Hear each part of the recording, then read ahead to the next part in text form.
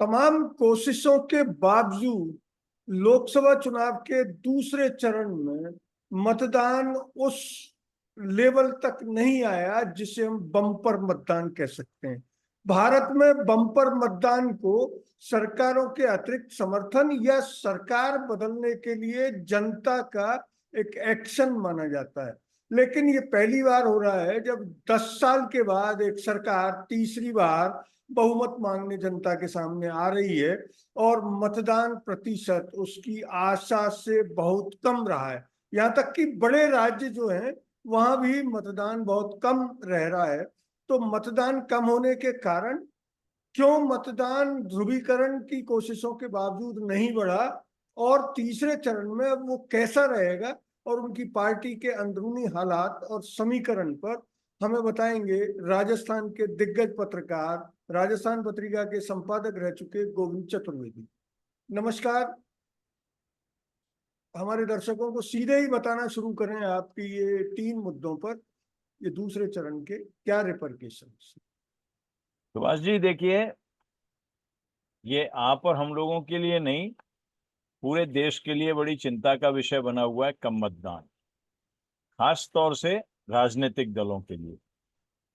राजनीतिक दलों में भी, जैसा हम पहले भी बात करते रहे हैं, भारतीय जनता पार्टी के लिए ज्यादा चिंता की बात है। वो सबसे ज्यादा ये देख रही थी क्योंकि उसको लगता था कि जो माहौल देश में बन गया है, जो हिंदू मुस्लिम ध्रुवीकरण की कोशिश हुई, जो राम मंदिर का इशू हुआ, जो राष्ट्रीयता की भावना से ओतप्रोत करने का की कोशिशें हुई, जिस तरह से प्रधानमंत्री नरेंद्र मोदी के कद को सबसे बड़ा साबित करने की जो भी सारी चीजें जो एक राजनीतिक दल करता है वो हुई, उन सब के बावजूद पहले 2 चरण, और 2 चरण में 190 सीट, 190 सीट का मतलब ये मान लें अपन के टोटल 543 सीटों की लगभग 37-38% सीटें हो गई। उन पर जो मतदान हुआ है वो मतदान ओवरऑल देखें तो हम 3% कम है पिछली बार की बजाय। भारतीय जनता पार्टी को ये उम्मीद थी कि पिछली बार की बजाय और ज्यादा मतदान होगा, बम्पर मतदान होगा। और वो बम्पर मतदान इसलिए होगा कि जो माहौल जिस तरह राम मंदिर बनने के बाद बना देश में, उससे लगा कि 400 पार की बात भारतीय जनता पार्टी करने लग गई। प्रधानमंत्री ने खुद अनेक मौकों पर कहा, बाकी दीगर जो भारतीय जनता पार्टी के नेता हैं उन सब ने तो कहा ही। अब ये 3% अगर मतदान कम हुआ, और इसमें सारे राज्य शामिल हैं, जिन 20 राज्य और 3 यूटी, मतलब टोटल 23 जगह अगर ये चुनाव हुआ है, तो उन 23 जगह में से आप मानिए कि 17 जगह मतदान कम हुआ है। बड़े राज्यों में भी केवल एक महाराष्ट्र है जहां 0.20% पोलिंग बढ़ा है, जो नहीं के बराबर है, जिसको कोई बहुत बड़ा काउंट हम नहीं कर सकते। और इन जहां 17 जगह मतदान कम हुआ है उनको अगर देखें तो वो, मतलब जहां कम हुआ है, बढ़ा है मतदान, वो सीटें केवल 26 हैं सुभाष जी। तो 190 में से 26 सीटों पर मतदान बढ़ा और बाकी सीटों पर मतदान कम हुआ। तो ये सबसे बड़ी चिंता का विषय जो भारतीय जनता पार्टी के लिए बना। और आप और हमको, सब लोगों को, इसलिए कि देश में मतदान कम नहीं होना चाहिए। लोकतंत्र को अगर हम मजबूत करना चाहते हैं तो मतदान बढ़ना ही चाहिए। और इस मंच के जरिए आप और हम फिर एक बार देश के मतदाताओं से आग्रह करते हैं कि वो अगले चरण में, जो अगला चरण 7 मई को होने वाला है, उसमें मतदान खूब करें, जो उनको करना हो करें। अगर अच्छा लग रहा है तो अच्छे के लिए करें, बुरा लग रहा है तो बुरे के लिए करें, लेकिन मतदान अवश्य करें। अब इसमें मतदान कम क्यों हुआ? सबके कोशिशों के बावजूद प्रधानमंत्री ने अपील कर ली, देश के राष्ट्रपति ने अपील कर ली, देश के मुख्य न्यायाधीश ने अपील कर ली, और सारे नेता तो कर ही रहे हैं पक्ष विपक्ष के। लेकिन उसके बाद जनता क्यों नहीं निकल रही? तो उस पर जाने के पहले हम ये देखते हैं कि एक बड़ा कारण सबसे पहले लोग बता रहे हैं कि तेज गर्मी की वजह से ऐसा हुआ। हमने पहले भी बात की कि अगर तेज गर्मी की वजह है तो गर्मी को तो विजुअलाइज चुनाव आयोग को करना था।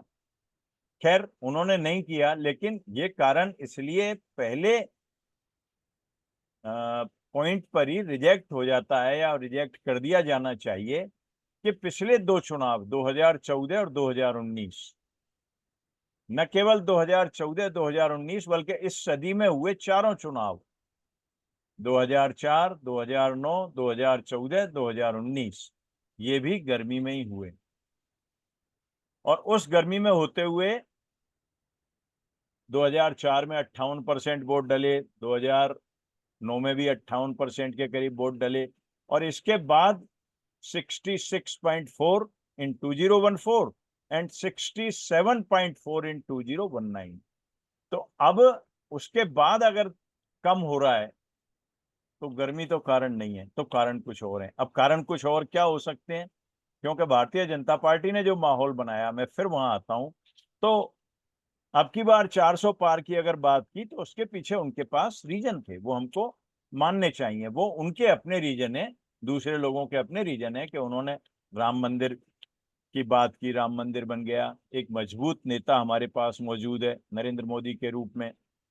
धारा 370 को जम्मू कश्मीर में हटाया, 3 तलाक वाली बात भी वो करते हैं। सीएए सिटीजन अमेंडमेंट एक्ट जो हुआ, जिसमें 3 देशों से आने वाले 6 अलग अलग धर्मों के, मुस्लिम धर्म को छोड़ के 6 अलग अलग धर्मों के, हिंदू, सिख, ईसाई, बौद्ध, पारसी, इन सब के, इन 6 धर्मों के लोगों को नागरिकता देने की बात थी कि 31 दिसंबर 2014 से पहले के अगर आए तो। और फिर इसके बाद बिखरा हुआ विपक्ष उन्होंने करार दिया, विपक्ष में कोई नेता एक करार नहीं दिया। विकास के काम के दावे भारतीय जनता पार्टी ने बहुत किए, मजबूत इकोनॉमी की बात की, कोरोना से बचाव और विदेश नीति की भी बातें की। तो कुल मिलाकर के उन्होंने अपनी टोकरी में इतने दावे भर रखे थे या भर रखे हैं, जिनकी वजह से उनको लगता है कि वोटर को इस बार निकल के आ जाना चाहिए और 100% पोलिंग होगा, जिसमें केवल हम ही हम होंगे, सामने कोई नहीं होगा। ये बीजेपी का शायद इसीलिए। हाँ, लेकिन इसमें एक सवाल ये बन रहा है कि उन्होंने सारे अंडे अपनी टोकरी में सजा लिए और ये कहते रहे कि हम सब कुछ बहुत बढ़िया कर रहे हैं, पर ग्राउंड पर जनता के बीच उनके ये मुद्दे जनता को अब की बार उद्वेलित नहीं कर पा रहे हैं। इसलिए आप देख रहे होंगे कि माहौल भी नहीं है। और गर्मी का कारण तो जैसा आपने क्लियर कर ही दिया, पर बीजेपी ने एक स्टेटमेंट जारी किया था कि ये कम मतदान इसलिए है कि कांग्रेस के वोटर वोट देने नहीं आए, हमारे वोटर तो आए हैं। तो ये भी बीच में एक मैं शामिल करना चाह रहा था कि इस पर भी थोड़ा प्रकाश डालें। अब सुभाष जी मैं आगे आता हूं, जो आप कह रहे हैं उसी पर आगे आ रहा था मैं, कि भारतीय जनता पार्टी ने अपने अच्छे मतदान के लिए, अपने पक्ष में अच्छे मतदान के लिए 400 पार का जो दावा किया, उसमें ये सारी चीजें गिना दी कि इन सब की वजह से 400 पार होगा। लेकिन सामने कांग्रेस और उसके एक तरह से अगुवाई में मान लीजिए जो इंडिया गठबंधन बना, उस इंडिया गठबंधन ने अपनी बातें कर ली। उन्होंने कहा कि भाई ये सारी चीजें, इनमें कोई ज्यादा दम नहीं है। विपक्ष का एक बड़ा हिस्सा इंडिया गठबंधन में शामिल हुआ, और अगर आप देखेंगे जाकर के तो जो जो लोग शामिल हुए उनमें समाजवादी पार्टी उत्तर प्रदेश की 80 सीटों वाली, 48 सीटों वाली महाराष्ट्र की एनसीपी और शिवसेना, तो सारे बड़े बड़े राज्य और ये सब मिला के देखें तो लगभग 228 सीटों वाले बड़े राज्यों की पार्टियां उसमें शामिल हो गई इंडिया गठबंधन में। और इसी तरह से जो कांग्रेस के खुद के असर वाली, बहुत बिल्कुल प्रभावी असर वाली या सीधे 1-on-1 हेड ऑन टक्कर वाली 140 सीटों वाले राजस्थान, मध्य प्रदेश, गुजरात, केरल, पंजाब, हरियाणा, दिल्ली, ये जो राज्य थे वो सब शामिल हो गए। तो यूं मिलाकर के अब विपक्ष का कहना यह था कि भाई लोकतंत्र, संविधान और आरक्षण, ये तीनों चीजें बहुत खतरे में है। इसलिए इनके साथ वो लेकर के चले कि जिस अर्थव्यवस्था की बात की जा रही है, अर्थव्यवस्था तो बहुत बुरी हालत में।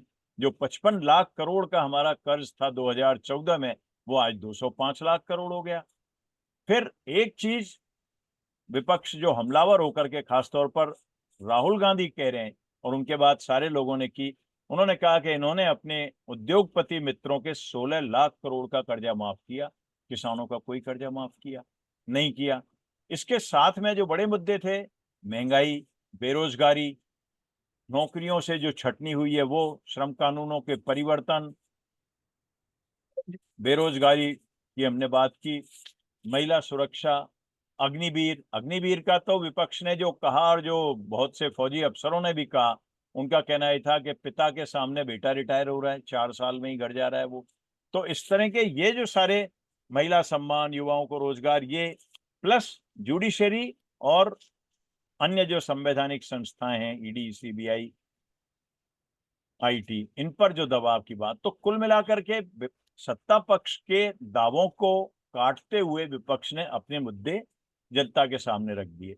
अब ये दोनों मुद्दे जब जनता के सामने हुए, जनता इस सूरत में जाके कंफ्यूज हो गई। जनता भ्रमित हो गई कि उसको ये तो लगता था कि यार बहुत ईमानदारी से बात करें तो कि राम मंदिर बना दिया, राष्ट्रीयता की बात कर ली, लेकिन सवाल यह है कि मेरी रसोई का क्या है, मुझे उससे सीधे क्या मिल रहा है। जिस संकट से इस देश के हर घर को जूझना पड़ रहा है, वो संकट है रसोई कैसे महंगी हो गई, वो संकट है पेट्रोल डीजल कैसे महंगा हो गया, वो संकट है कि मेरे घर में काम करने वाले आदमी की तनख्वाह कैसे कम हो गई, उसकी छटनी कैसे हो गई, उसको नौकरी क्यों नहीं मिल रही नई। तो ये जो मुद्दे थे ये एक तरफ हो गए, और दूसरे राम मंदिर और ये मुद्दे हिंदू मुस्लिम ये सब एक तरफ हो गए। और इनके चक्कर में जो मुझे लगता है कि मतदाता जब कंफ्यूज हुआ तो वो उसमें रहा फिर मन में कि यार छोड़ो, कहीं नहीं जाना, अपने घर बैठो। तो उस स्थिति में वो घर बैठा हुआ है। और इस घर बैठने में एक बड़ा कारण जो घर से निकालने का काम खास तौर पे भारतीय जनता पार्टी में होता है, वो आरएसएस करता है। और इन दिनों में पहले फेज के बाद ये एक चर्चा देश में चल पड़ी है कि आरएसएस भाजपा को या प्रधानमंत्री नरेंद्र मोदी को मदद नहीं कर रहा। और अब सही गलत तो जानने वाले ही जान सकते हैं, लेकिन वो कहते हैं कि प्रधानमंत्री जी नागपुर तक गए, ये अखबारों में मीडिया में खबर छपी है, उधर से दूसरी तरफ से आ रहा है कि क्या हुआ। लेकिन कुल मिलाकर के वो जो फौज है वो हमने जरूर देखा कि आरएसएस के जो वर्कर हैं वो उतने सक्रिय नहीं दिखे। और उस सक्रियता नहीं होने का अर्थ ये आप देखिए कि उत्तर प्रदेश में जिन सीटों पे 16 सीटों पे वहां चुनाव हो गए, एक भी सीट पर मतदान का प्रतिशत बढ़ा नहीं। उत्तर प्रदेश जैसे राज्य में जहां पर राम मंदिर उसी राज्य में स्थित है, अयोध्या में, और वहां वो माहौल अगर नहीं दिख रहा, जो सीटें हैं वो किसानों के प्रभाव वाली भी हैं, पश्चिमी उत्तर प्रदेश की वो सीटें वो भी हैं जहां चौधरी चरण सिंह को भारत रत्न देने के बाद उनके पोते ग्रैंडसन जयंत चौधरी को बीजेपी ने शामिल किया अपने गठबंधन में। तो कुल मिलाकर के इन सब हालातों के बावजूद भी अगर उत्तर प्रदेश की 16 सीटों पर 6 से 14% जो अखबारों में आ रहा है, वो इतने परसेंट का फर्क वहां हुआ है, कम हुआ मतदान में, तो इसका मतलब वो माहौल नहीं बना, वो स्थितियां नहीं बनी। अब इस सब में फिर दोबारा से एक बार मंगलसूत्र आया है और मैं दूसरी चीजें आ रही ये हैं, विरासत मंगलसूत्र का क्या। मंगलसूत्र वाला इशू, इससे पहले मैं अपने दर्शकों की ओर से ये जानना चाहता हूँ कि आरएसएस जो एक तरह से उसी का संगठन बीजेपी है, उसका राजनीतिक मुखौटा भी कहलाता है बीजेपी, पहले खूब बयानबाजी हुई है, वो आखिर हिंदुत्व के इतने बढ़िया काम करने के बाद भी, मतलब 370 हटा दी जो उसकी बहुत पुरानी मांग है, राम मंदिर बन गया, उसके बावजूद वो मोदी जी के सपोर्ट में इस बार तीसरे चुनाव में सामने क्यों नहीं आ रहा? ऐसे क्या नाराजगी हो सकती है जिसकी वजह से वो अपने हिंदुत्व के अगुआ को इस बार उसकी लेग पुलिंग करने पर उतर आया है, जैसा हम देख रहे हैं कि मतदान के मामले में।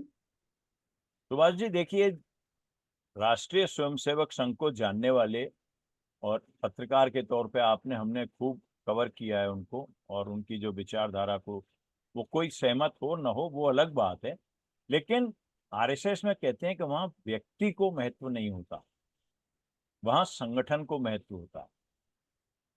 तो उस संगठन को महत्व वाली स्थिति में जो अब इन चर्चाओं का कोई आधार नहीं है, उनको कोई प्रूव या डिस्प्रूव नहीं कर सकता, लेकिन कहने वाले ये कहते हैं कि आरएसएस को सबसे बड़ी नाराजगी जहां मोदी का परिवार जब लागू हुआ और हर भारतीय जनता पार्टी के नेता ने अपने सोशल मीडिया अकाउंट्स पर मोदी का परिवार लागू किया, तब आरएसएस को लगा कि ये व्यक्तिवाद तो चरम पे आ गया और उसकी वजह से उन्होंने अपने आप को पीछे करने की कोशिश की, अपनी सक्रियता को कम किया। बड़ा कारण ये बताते हैं। बाकी ठीक है, उन्होंने राम मंदिर बना दिया, धारा 370 हटा दी, सीए लागू कर दिया, ये सारे मुद्दे उनके अपने हैं, लेकिन वहां पर जाकर के और फिर जिस तरह से डिस्ट्रीब्यूशन ऑफ टिकट हुआ, जिस तरह से दूसरी पार्टियों के नेता और कार्यकर्ताओं को, जिनमें से अधिकांश पर भ्रष्टाचार के बड़े बड़े आरोप हैं, उनको भारतीय जनता पार्टी में शामिल करने से न केवल आरएसएस बल्कि भारतीय जनता पार्टी के आम कार्यकर्ता में भी एक वितृष्णा का सा भाव हुआ कि यार हम जिंदगी भर काम कर रहे हैं, मेहनत कर रहे हैं। जो पहले कांग्रेस में कहा जाता था कि भाई दरी उठाने का काम कार्यकर्ता का और मजे लेने का काम नेता का, तो वही स्थिति अगर हमारे यहाँ भी आ रही है, तो इन सब कारणों से आरएसएस और भाजपा कार्यकर्ता में थोड़ी मायूसी आई, जो मायूसी हमको इन 2 चरणों के चुनाव में दिखी। अब कुल मिलाकर के इन सब चीजों से जो माहौल बना है वो ये बन गया कि 2 चरणों में चुनाव मतदान कम हुआ। आगे क्या स्थिति होगी ये तो भगवान जाने, लेकिन अपन यहाँ जब इस पे बात कर रहे हैं अपने चैनल पे, अपने यूट्यूब चैनल पे, तो ये कंक्लूड अपन कर सकते हैं कि अगर राजनीतिक दल जिनमें सत्ताधारी दल की जिम्मेदारी ज्यादा है, वो जनता के मुद्दों पर लौट करके आए, धर्म को, 370 को, भाई ये सब कर दिया, वो जनता ने देख लिया। इनको छोड़ते हुए अगर वो ये शुरू करें कि महंगाई पर बात करें, बेरोजगारी पर बात करें, श्रम कानूनों को के बदलाव पर बात करें, छटनी रोकने की बात करें, तनख्वाहों को बढ़ाने की बात करें, तो अगर उन मुद्दों पर आएंगे जिनसे आम आदमी का सीधा ताल्लुक है, जो घर घर को प्रभावित करता है, तो शायद जनता में एक उत्सुकता बने कि हमें मतदान करना चाहिए, हमें उस सरकार को चुनना चाहिए जो हमारे मुद्दों के लिए काम कर रही है। अब इन मुद्दों को कांग्रेस की न्याय पत्र में काफी कुछ जिक्र है, लेकिन वहां जनता को लगता है कि यार लीडर कौन होगा। अब लीडर का प्रश्न तो जहां तक है, लीडर तो समय अपने आप नेता तैयार कर देता है। प्रधानमंत्री नरेंद्र मोदी के लिए किसी ने नहीं सोचा होगा इस सदी की शुरुआत में कि वो देश के प्रधानमंत्री बनेंगे। लाल कृष्ण आडवाणी, राजनाथ सिंह, कितने ही लोग थे जो उनसे पहले नंबर पे थे और वो कहीं परिदृश्य में नहीं रहे और नरेंद्र मोदी प्रधानमंत्री बन गए। तो आगे क्या होगा ये समय बताएगा, अगले 5 चरणों में, या तीसरे चरण का जो मतदान 7 मई को होगा उसमें पता चलेगा हमको कि पांसे पलट रहे हैं या और खराब हो रहे हैं। लेकिन मुझे लगता है कि जनता के मुद्दों पर लौटने से दोबारा मतदान के प्रति उसकी उमंग, जोश, जज्बा वो बढ़ने की कोशिश हो सकती है। इतना मैं कहना चाहता लेकिन एक अंतिम सवाल कि जनता के मुद्दों पर वो लौटे तब जब उन्होंने इन मुद्दों पर पिछले 10 साल में कुछ किया हो। मैं बड़ी मतलब इसको कैसे किन शब्दों में कहूं, लेकिन मैं खुल के ये कहना चाहता हूं कि पिछले 10 साल में हिंदुत्व, हिंदू, मुसलमान और बेईमान कांग्रेस के अलावा प्रधानमंत्री ने कभी जनता के मुद्दों, और उनके मंत्रिमंडल सहयोगियों ने भी जनता के मुद्दों पर कभी ध्यान नहीं दिया। तो जनता के मुद्दों की हालत तो ऐसी है कि अगर उनको छेड़ेंगे तो शायद मतदान अगर बढ़ गया तो वो इनके खिलाफ भी जा सकता है। तो जनता के मुद्दों पर ये बात करें कैसे आखिर, इसका जवाब भी अगर आप इनको थोड़ा सा बताएं कि ये कैसे उस मुद्दे पर लौटे हैं। नहीं, उस मुद्दे पर लौटना तो तलवार की धार पर चलने के जैसा होगा, और आप सही कह रहे हैं कि वो बहुत मुश्किल होगा, क्योंकि जो बाहर आ रही हैं चीजें, अब इन सवालों का जवाब कहीं जब आएगा ना, तो जनता में डिबेट शुरू होगी कि भाई आपने 16 लाख करोड़ रुपए उद्योगपति मित्रों के माफ किए। अब सरकार की तरफ से कहीं ये आना चाहिए कि भाई ये 16 लाख हमने माफ नहीं किए, 16 लाख करोड़। या देश पर अगर 2014 में 56 लाख या 55 लाख करोड़ का कर्जा था और आज वो 205 लाख करोड़ का हो गया, तो ये तो अकाउंट्स कह रहे हैं, ये तो बजट स्पीच और सारी चीजें आती हैं। तो आप सही कह रहे हैं कि इन मुद्दों के पास कितने लोगों को रोजगार दिया, कितने किसानों के कर्जे माफ किए, किसानों के 3 बिलों में क्या हुआ, किसान को अपनी लागत का 1.5 गुना या 2 गुना जो एमएसपी देने की बात थी, मूल्य देने की बात थी, उसका क्या हुआ कि किसान को एमएसपी। तो ये सारी चीजें वाकई में आप कह रहे हैं कि बहुत मुश्किल हैं, और सत्ताधारी दल इसीलिए उन पर नहीं आ रहा, इसीलिए सत्ताधारी दल मंगलसूत्र, अब लेटेस्ट जो विरासत कर की बात आई, तो इन सब पर सोच समझ के वो चल रहा है। और इसीलिए मैं कह रहा हूं कि वो आगे बहुत मुश्किल लगता है। दूसरी तरफ से विपक्ष के इंडिया गठबंधन और जो भी जहां जो जो विपक्षी लोग हैं, वो अगर प्रयास करेंगे, देखते हैं उनके प्रयासों में कितना दम आता है। और अगर ये मतदान ज्यादा नहीं बढ़ता है आगे आने वाले चरणों में, तो निश्चित तौर पे सत्ताधारी दल को मुश्किलों का सामना करना पड़ सकता है। और 400 पार की जो बात है वो तो बहुत दूर की होगी, लेकिन उसके पहले की सूरत बहुमत वाली, उसके लिए भी संघर्ष की स्थिति बनेगी।